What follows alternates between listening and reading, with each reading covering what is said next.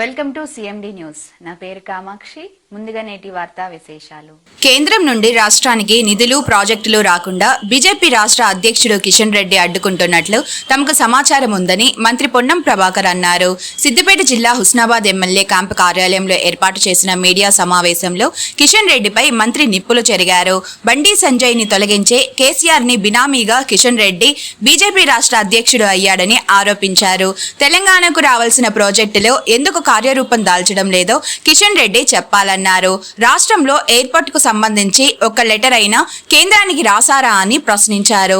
కిషన్ రెడ్డిది తెలంగాణ రక్తం అయితే తెలంగాణ అభివృద్ధికి అవసరమైన నిధులు ప్రాజెక్టులు తీసుకురావాలన్నారు.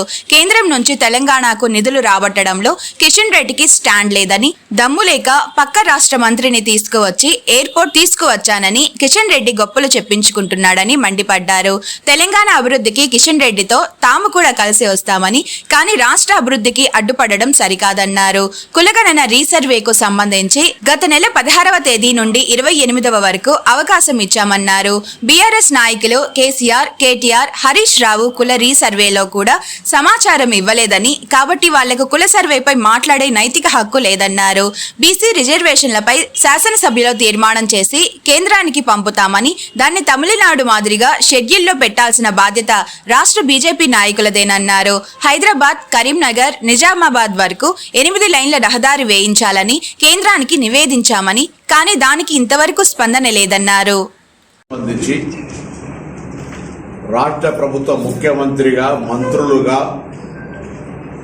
కేంద్ర ప్రభుత్వానికి సంబంధించి రావాల్సినటువంటి అభివృద్ధి భాగస్వామ్యము తెలంగాణకు రావాల్సినటువంటి మొత్తానిగా 15 నెలల తెలంగాణలో అనేక కార్యక్రమాలకు ప్రధానమంత్రి గారు వివిధ మంత్రులు హామీలు ఇచ్చినా అవి కార్యరూపం దాల్చకపోవడానికి లేదా సమాచారం ప్రకారంగా కిషన్ రెడ్డి గారు ఈ అభివృద్ధికి అడ్డంకిగా నిలుచొని తెలంగాణ అభివృద్ధికి రాకుండా ఉండేటువంటి ప్రయత్నంలో ఆయన ప్రధాన పాత్ర పోషిస్తా ఉన్నారు. కేంద్ర మంత్రి, తెలంగాణ బిడ్డలతో ఎంపిక కాబట్టేటువంటి మంత్రి తెలంగాణకు సంబంధించి వరంగల్ ఎయిర్పోర్ట్ తెస్తే నేను తెచ్చినా అని చెప్పుకునే దమ్ము లేక ఆ మంత్రిని తీసుకొచ్చి కిషన్ రెడ్డి గారు ఎయిర్పోర్ట్ రావడానికి సహకారం చేసినని చెప్తున్నాడు. రాని వాటన్నిటికీ కిషన్ రెడ్డి కారణం అని కూడా చెప్పాలి ఆ మంత్రి గారు. కిషన్ రెడ్డి గారు వాస్తవంగా ముందటి నుంచి కూడా మేము చెప్తున్నది, ఆయన బండి సంజయ్ని తొలగించి కేసీఆర్ బినామీగా బీజేపీ అధ్యక్షుడు అయినాడు. ఇవాళ కూడా కేసీఆర్ గారి ఆలోచన మేరకు మాత్రమే భారతీయ జనతా పార్టీ అధ్యక్షుడిగా పనిచేస్తా ఉన్నాడు. ఆయన రిప్రజెంట్ చేస్తున్న హైదరాబాద్కు సంబంధించి కూడా ఏం నిధులు తీసుకురాలే. ఇవాళ కూడా కిషన్ రెడ్డి గారు తెలంగాణకు రావాల్సిన ప్రాజెక్టులకు సంబంధించి ముఖ్యమంత్రి గారు ఆరోపణ చేసినట్టుగా మీరు నిజంగా అడ్డుకోనట్టయితే ఆ ప్రాజెక్టులు ఎందుకు కార్యరూపం దాలుస్తలేవు? గతంలో కేంద్ర మంత్రులు, ప్రధానమంత్రి గారు ఒప్పుకున్నటువంటి అన్ని మిగతా కార్యక్రమాలకు సంబంధించి మీ అలసత్వము, మీ యొక్క ఆక్రోశం వల్ల అయ్యో నేను తేలేకపోతే ఇప్పుడు వీళ్ళెట్లా తెచ్చుకుంటారు, రేవంత్ రెడ్డి గారు హయాంలో అభివృద్ధి ఎట్లయితుంది, కేసీఆర్ హయాంలో గాంధీ అనేటువంటి అక్రోశ్ తోటి మీరు తెలంగాణకు రావాల్సిన అభివృద్ధి కోసం కొట్లాడాల్సినటువంటి కేంద్ర మంత్రి బాధ్యతను వదిలిపెట్టి వాటికి అడ్డంకు తగ్గుతారు. నేను అడుగుతాను, ఇలా ఎయిర్పోర్టుకు సంబంధించి కిషన్ రెడ్డి గారు ఎన్నడైనా కేంద్ర మంత్రిగా ఎయిర్పోర్ట్ కావాలని ఒక లెటర్ అయినా రాసినాడా అని అడుగుతా ఉన్నాం. ఇతరత్ర అభివృద్ధి కార్యక్రమాలకు సంబంధించి కిషన్ రెడ్డి గారు, నేను కూడా హైదరాబాద్ ఇన్ఛార్జి మంత్రిగా, తెలంగాణ మంత్రిగా కిషన్ రెడ్డి గారిని కలవడం జరిగింది. ఏం కిషన్ రెడ్డి గారు సొంత జేబులకి అడుగుతలేదు. తెలంగాణ ప్రభుత్వం, తెలంగాణ ప్రజలు పిచ్చగాళ్ళు కాదు ఏదో కిషన్ రెడ్డిని అయ్యా ఇవ్వని అడగడానికి. ఇది హక్కు, తెలంగాణ ప్రజల హక్కు. తెలంగాణలో కేంద్ర మంత్రిగా కిషన్ రెడ్డి గారు బాధ్యత. తెలంగాణ బిడ్డగా నిజంగా ఒకవేళ మీ డిఎన్ఏ తెలంగాణ రక్తం అయితే తెలంగాణ అభివృద్ధి కోసం గట్టిగా ప్రధానమంత్రిని తీసుకొని ఒక డెలిగేషన్ ఇక్కడ కిషన్ రెడ్డి గారు ఎప్పుడైనా రాష్ట్ర ముఖ్యమంత్రి గారు తీసుకొని లేదా ప్రతినిధి బృందంగా ఈ రాష్ట్రానికి ప్రయోజనాలు లేని ప్రధానమంత్రి గారిని కల్పించేటువంటి ప్రయత్నం చేసిండా? రాష్ట్రానికి అంశాలు నేను నివేదిక సమర్పించిండా? బండి సంజయ్ గారి యొక్క 1,08,000 కోట్ల రూపాయలు ఇచ్చారు. అరే ఉపాధి హామీలా, లేకపోతే రేషన్ బియ్యంలా, లేకపోతే ఇంకా కేంద్ర ప్రభుత్వం నుంచి అనేక కార్యక్రమాలు రాబట్టే ప్రయత్నం లోపల కిషన్ రెడ్డి వైఫల్యమైందో. కేంద్రం నుంచి తెలంగాణకు రావాల్సిన నిధుల సేకరణ విషయం లోపల కిషన్ రెడ్డికి స్ట్రాటజీ లేదు. కిషన్ రెడ్డి దగ్గర ఒక ఆలోచన లేదు. ఎంతసేపు కేసీఆర్ వాళ్ళ స్నేహితుడికి ఎట్లా లాభం జరగాలి, ఆయన కంటే మంచి పేరు ఎవరికి రావద్దు అనేటువంటి ఆలోచన తప్ప ఇంకొకటి లేనే లేదు. లేదు అని నిరూపించదలుచుకుంటే చెప్పు, తెలంగాణకి ఏమేమి తెచ్చినావు, ఏమేమి తెస్తావు, మేము ఎవరిని కలవాలి, మాకేం సలహా చెప్తున్నావు రాష్ట్ర ప్రభుత్వానికి, కేంద్ర మంత్రిగా చెప్పు. ఈ ప్రాంతంలో కిషన్ రెడ్డి గారిని మరొకసారి మేము డిమాండ్ చేసేది, ఈ రాష్ట్రంలో ఏదైనా అభివృద్ధి చేస్తే అభివృద్ధి చేసినా ధైర్యంగా వచ్చి చెప్పు ప్రెస్కు.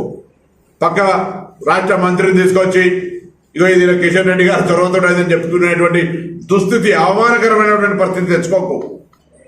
మేము కేంద్రం కాదని ఎయిర్పోర్టు మేము కట్టుకోలేం కాబట్టి మిమ్మల్ని అడుగుతున్నాం. ఇటువంటి కొన్ని కేంద్రం సహకరించాల్సిందే, రాష్ట్రము కేంద్రం ఫెడరల్. ఆ నిధుల కొరకు ప్రయత్నం చేయి, మేము నీతో కలిసి రావడానికి సిద్ధంగా ఉన్నాం. కానీ మొత్తం తెలంగాణ అభివృద్ధిని అడ్డుకునే నిరోధకుడిగా మారితే మాత్రం చూస్తూ ఊరుకోము. తప్పకుండా నీ మీద తెలంగాణ ప్రజల మొత్తం చైతన్యవంతమై నీ పాత్రను తెలంగాణ ప్రజలకు చెప్పే ప్రయత్నం చేస్తామనే మాట మనం చేస్తాం. కుల సర్వేకు సంబంధించి 12వ తారీఖు నుంచి 28వ తారీఖు వరకు మరొక అవకాశం ఇచ్చినాం. ఆ అవకాశం ఇచ్చిన తర్వాత కూడా నేను వాళ్ళందరికీ కూడా స్వయంగా వాళ్ళకంతా ఎందుకో ఇబ్బంది ఉన్నదని ఫారాలు కూడా పంపిన కేసీఆర్ గారికి, హరీష్ రావు గారికి, కేటీఆర్ గారికి. కానీ వాళ్ళు ఇప్పుడు కూడా మొన్న కూడా మళ్ళా ఈ సమాచారాన్ని ఇవ్వలే. సో వాళ్ళకు ఈ అంశం మీద మాట్లాడే నైతిక హక్కు లేదు. బీజేపీ రేపు బాధ్యత అంతా మీదే. రేపు అసెంబ్లీలో చట్టం చేసి ఢిల్లీకి తీసుకొని వస్తున్నాం. కిషన్ రెడ్డి గారు, బండి సంజయ్ గారు దీన్ని అమలు చేయించి ఆదేశాలు ఇప్పించే బాధ్యత మీది. తెలంగాణలో బీసీలంతా మీ యొక్క ఏ విధమైన ఆలోచనలో ఉన్నారో, బీజేపీ పరిస్థితి ఉందో చూడబోతా ఉన్నారు. షెడ్యూల్ 9లో పెట్టి తమిళనాడు మాదిరిగా ఇవ్వమని మేము కోరుతున్నాము. ఇది సాధించి పెట్టే బాధ్యత ఈ రాష్ట్రం నుంచి ప్రాతినిధ్యం వహిస్తున్న కిషన్ రెడ్డి గారిది, బండి సంజయ్ గారిదే. ఈ ప్రాజెక్టులు ఎందుకు వస్తలేవు? అధికారంలో ఉన్నాడు రాజీవ్ రహదారి పేరు మంచిర్యాల దాకా రోడ్ ఒకటి తీసుకుపోయారు, 4 లైన్. దాన్ని 8 లైన్ ప్రతిపాదన చేయడం లోపల ఎవరి వైఫల్యం పొందుతోంది. ఇప్పటికే ప్రభుత్వం లేఖలు రాసినాం మేము. హైదరాబాద్ నుంచి వయా కరీంనగర్, సిద్దిపేట్, రామగుండం, మంచిర్యాల దాకా 8 లైన్ల రోడ్డు కావాలి. ట్రాఫిక్ మాకు వేరే ట్రైన్ రూట్ లేదు.